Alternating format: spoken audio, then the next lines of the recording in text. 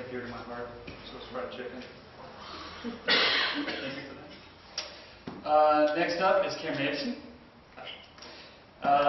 Cameron Aveson lives in the foothills of the Sierra Nevada, east of Fresno, California, with his beautiful wife and beautiful 6-month-old daughter.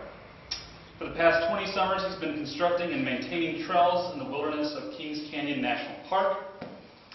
He's a second-year MFA student at CSU Fresno, and his work has been published in Crab Creek Review, Blood Orange Review, Monkey Puzzle Magazine, those are all awesome names, and The Meadow, and Metaphor Magazine. So please welcome Cameron Aveson.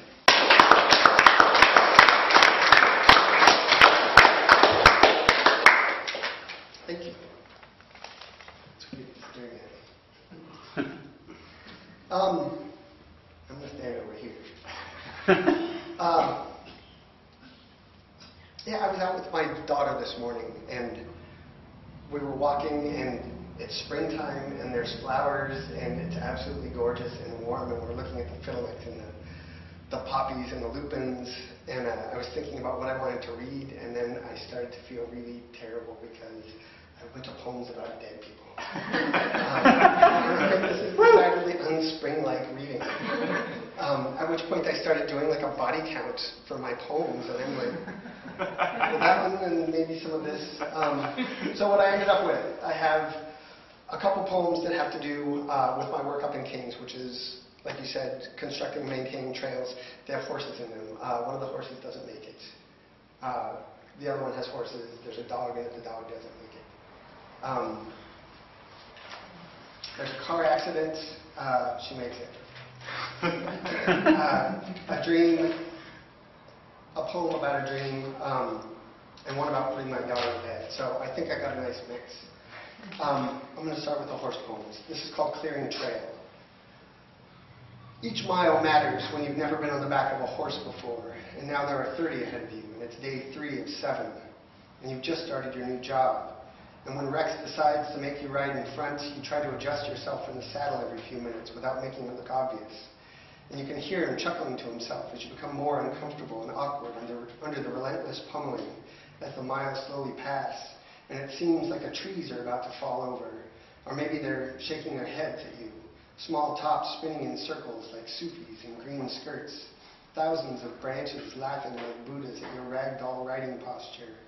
And when you see hikers, they're always saying, I wish I had your job, and you want to kick them. And the horse you're on is big, old, named Asshole, and you swear he's shaking his head too. And in order to distract yourself from the stabbing pain in your knees, you ask about the weather. And Rex, who hasn't said a word in hours, suddenly becomes philosophical, saying, people that predict the weather are either ignorant or just assholes. So you shut up, afraid that you have proven yourself to be both. And you recall the story about the guy who wanted Rex to train his dog because Rex's dogs run cattle, and they're so well behaved, what with the shock collars and all. But when you sit on the porch after work and he calls them, you see nervous eyes and frantic tail stubs trying to wave off some doom, and you can't stop seeing little white flags tied to the ends of them. And when the guy with the dog returns after a few weeks to ask about the training, about how the dog is doing, and Rex says, I shot him, you laugh every time, not because the dog gets killed, but because weeks go by, and Rex never says anything. And because when he does, it's as if he's been speaking to Krishna on the nature of action, and he tells the guy his dog is worthless. And when the guy drops the dog off, the guy says, treat him like he's one of your own, and all you can see is the next tree ahead, fallen across the trail, and all you can think is that you've never used a chainsaw before, but you will have to. And as you're pushing the teeth all the way through the dead and dying wood and putting the chain into the dirt, he's barking, God damn it, you ignorant cocksucker, and you're flinching a little. And years later, when you're telling the story, you know this means he respects you enough to cuss at you. And every year, in the midst of falling trees, you're still riding into the wilderness and cutting them out of the way. Only now you're paying a bit more attention to where the trees end and the dirt begins, and you're wondering with each cut about the difference.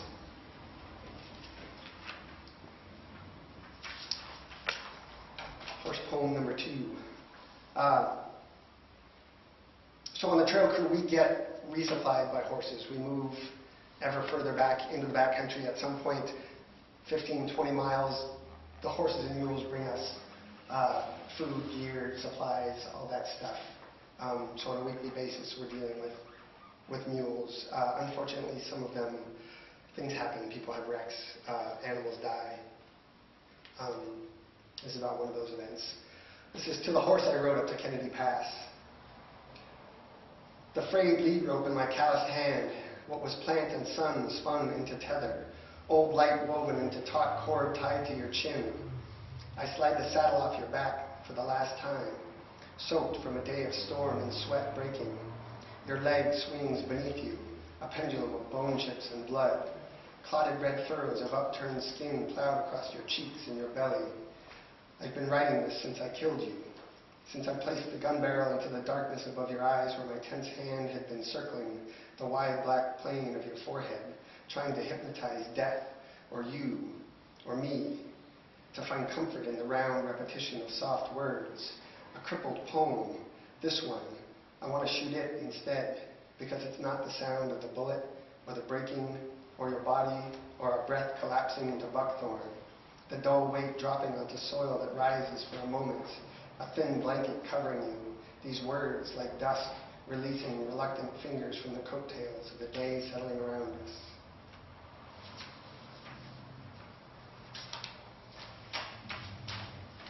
It's nice I get to do the pre-talk, and now I can just introduce this poem as, this is the car accident poem.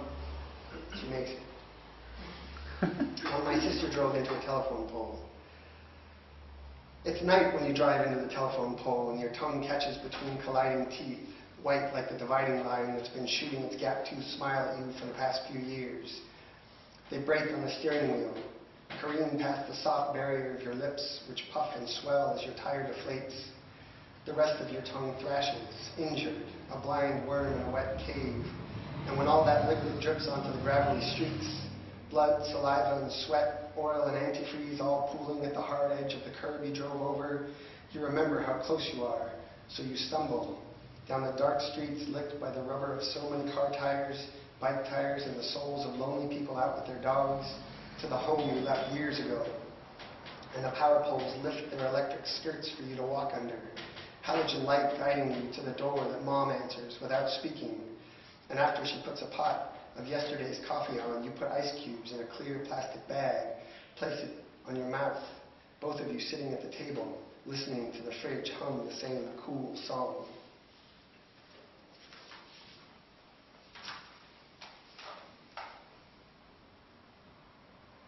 And this poem, I feel like this is like English major wet dream. I dream about language. That's what happens. It's so obsessive. It's called The Perfect Sentence. Awake with my legs already moving and you sending out signals like a scuba diver snoring in dark water. Me leaning over the edge of the boat. Something flashed down there. I finally knew what to say, but the words escaped. Of course, I swam back to the surface, jumped onto the deck. I called for the crew, for their hands, their fingers pointing at you, away from you, at me, at the birds, the sea, the city and the wind, everything cold and circling and sunk and swirling and waving and far and far and farther away. You shift. Small waves ripple across the covers. I start hauling on the line, eager to bring you back, pulling.